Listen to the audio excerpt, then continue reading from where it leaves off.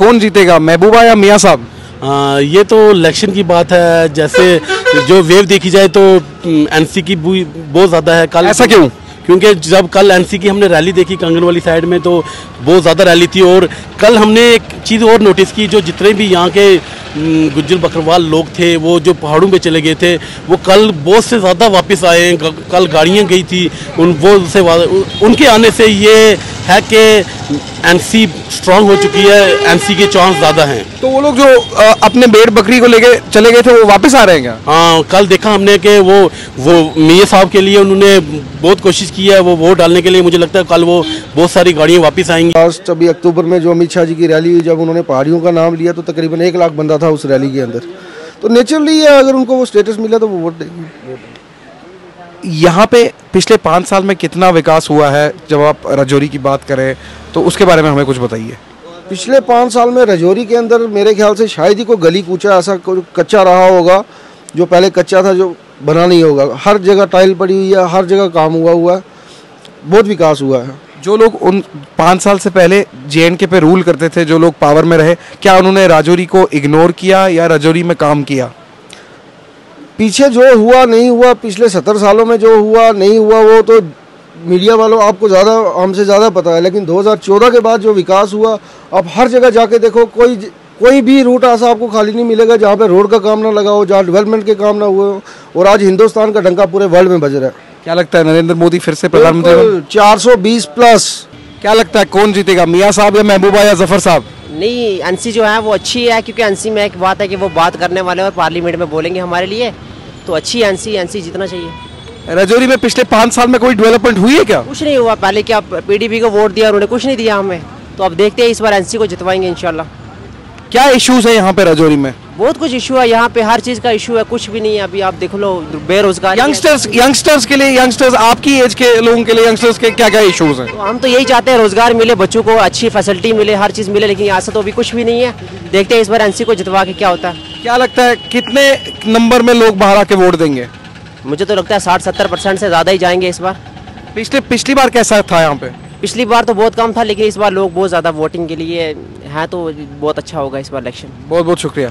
भी बात करें ना, these voters of specially Rajouri and Poonch, they are voting from last 70 to 70, मतलब आफ्टर गेटिंग इंडिपेंडेंस, आज़ादी के बाद अभी तक यहाँ पर लोग जो है वो ठीक ठाक जो है वो वोट डालते हैं।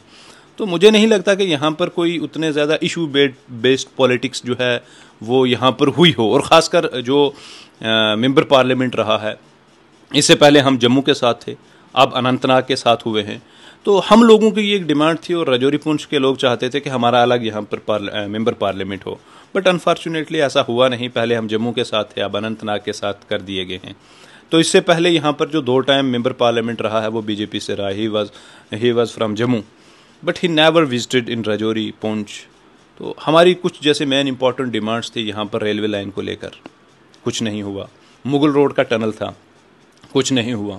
यहाँ पर जो एजुकेशन सेक्टर है, कुछ नहीं हुआ। हालात इतने ख़राब हैं यहाँ पर। जो हॉस्पिटल्स हैं, डिस्ट्रिक्ट हॉस्पिटल्स, वहाँ पर इतने बुरे हाल हैं। तो मतलब लोगों ने भी, मुझे नहीं लगता कि लोगों ने उस तरीके के साथ एक डेवलपमेंट की सोच के साथ यहाँ पर लोगों ने आज तक जो है वो वोट डाले हों। राजौरी के यंगस्टर्स का क्या सेंटिमेंट है और यंगस्टर्स का वोट कहाँ की तरफ जाएगा और क्या है उनका माहौल कैसा है आज? देखें, if I will talk about youngsters, जो अभी के यंगस्टर्स हैं, मुझे लगता है कि उनमें थोड़ा एक शऊर पैदा हुआ है। वो चाहते हैं कि हमारी डेवलपमेंट हो, वो चाहते हैं कि हमारे यहाँ पर स्कूल कॉलेज जो है वो ठीक हों, हॉस्पिटल्स अगर अच्छे हों। तो कहीं ना कहीं मुझे लगता है कि यंगस्टर्स जो है वो डेवलपमेंट की जो है वो बात करते हैं, डेवलपमेंट को लेकर वोट डालना चाहते हैं। लेकिन पॉपुलैरिटी किसकी सबसे ज़्यादा है? मेरे हिसाब से तो एनसी वाला जीत जाएगा। क्या रीज़न है उसका? रीज़न है कि देखो, जो हमारा गुज्जर बकरवाल वोट है वो पूरा 1 साइड पड़ेगा। बाकी जो गांव के हिंदू लोग हैं ना, क्योंकि बीजेपी ने कैंडिडेट खड़ा किया ही नहीं है, तो जो गांव के हिंदू लोग हैं, क्योंकि मैं गांव में जाता रहता हूँ, मेरे पास गांव के लोग आते रहते हैं, गांव का जो हिंदू लोग वोट है वो पड़ेगा एनसी को। वो सबसे ज्यादा बड़ा फैक्ट यही है।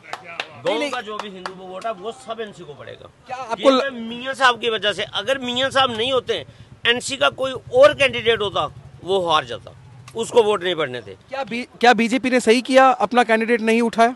बीजेपी ने बहुत गलत किया, क्योंकि ये तो बहुत बड़ा रीज़न है कि बीजेपी का कैंडिडेट हार जाता तब भी खड़ा करना चाहिए था, क्योंकि हम बीजेपी के सपोर्टर हैं। हम वोट किसको देंगे?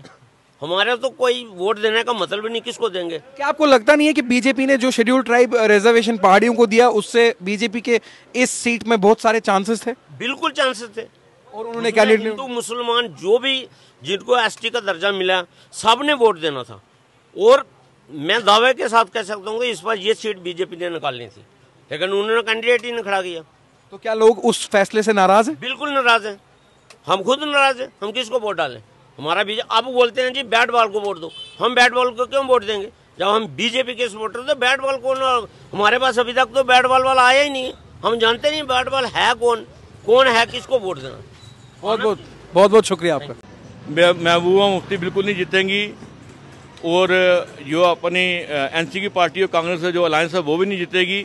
यहाँ से जीतेगी तो भारतीय जनता पार्टी जीतेगी। लेकिन भारतीय जनता पार्टी ने तो यहाँ कोई कैंडिडेट ही नहीं उठाया। भारतीय जनता पार्टी के कैंडिडेट बिल्कुल लगाया हुआ, किसने बोल रहे हो? आपके मीडिया के चैनल से आज सामने आपको दिख रहा है कि भारतीय जनता पार्टी के जितने भी लीडर हैं, बड़े बड़े लीडर, सब कंपेन कर रहे हैं कि बैट को वोट दो। भारतीय जनता पार्टी का जो कैंडिडेट है वो बैट है, क्योंकि बैट जो मनास है जो कैंडिडेट है, और बुखारी साहब की पार्टी है जिसका नाम दिया गया अपनी पार्टी, वो चुनाव लड़ रहे हैं। वो पिछली सरकारों में मंत्री रहे हैं, वो बिजनेसमैन पर्सनैलिटी हैं और अच्छे ढंग से काम कर रहे हैं। पिछले कई दिनों से उन्होंने, कई सालों से उन्होंने बनाया था कि यहाँ पे हम चुनाव लड़ेंगे, और उनका सीधा संपर्क है वो मोदी सरकार के साथ है।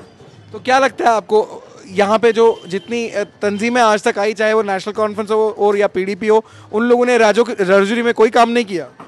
उनने कोई काम नहीं किया। जो भी काम हुआ है, भारतीय जनता पार्टी के देश के प्रधानमंत्री नरेंद्र भाई मोदी जब से बने हैं तब से डेवलपमेंट पूरे देश के अंदर हुई है। अगर सबसे ज़्यादा डेवलपमेंट हुई है जम्मू कश्मीर के अंदर हुई है, और श्रीनगर से स्टार्ट हुई है, और यहाँ से जो पीर की गली है यहाँ से होती होती अब जम्मू की तरफ जा रही है, और दिन ब दिन जो यहाँ की बढ़ोतरी हो रही है। जो युवा लोग हैं काम लगे हैं, आज बिजनेस, जितने भी बिजनेसमैन लोग हैं वो बिजनेस कर रहे हैं, दुकानें खुल रही हैं, कोई बंद नहीं है, कोई कुछ नहीं, कोई कर्फ्यू नहीं, बड़ा अच्छा माहौल चल रहा है। मोदी की सरकार में लोगों का बिजनेस बढ़ा है, कम नहीं हुआ है। और ये जो सीट है, ये जफर मनास जी जो हैं वो कैंडिडेट, वो यहाँ के लोकल हैं और राजौरी के रहने वाले। पुंछ और राजौरी में कोई अंतर नहीं है। जो मनास साहब हैं वो पुंछ के रहने वाले, पुंछ और राजौरी कोई अंतर नहीं है। दिल से यही है कि इस बार मोदी सरकार ऐसा क्यों पूर्ण बहुमत के साथ जीतेगी? ऐसा क्यों? इस बार 400 पार। क्यों? उसका रीजन क्या है? उसका रीज़न ये है, जैसे कि आपने देखा होगा पहले जो सरकारें होती थी, जब हमारे जवानों के सिर काट के ले जाते थे, कोई पूछने वाला नहीं होता था। आज की डेट में इतनी सी भी बात होती है तो मोदी सरकार पूरा वर्ल्ड को हिला के रख देती है। ये इस चीज़ को हमें नोटिस करना चाहिए। और जैसे महंगाई की बात करें, महंगाई तो कांग्रेस के टाइम भी थी। अभी सिलेंडर था जो पहले 400 कुछ रुपए था, आज 1200 रुपये 1200 हुआ है, लेकिन महंगाई पूरे वर्ल्ड में महंगाई हुई है, ना कि हिंदुस्तान में हुई है। इस बार हम मोदी सरकार को चाहते हैं, और इस बार हम पूर्ण बहुमत की सरकार बनाएं।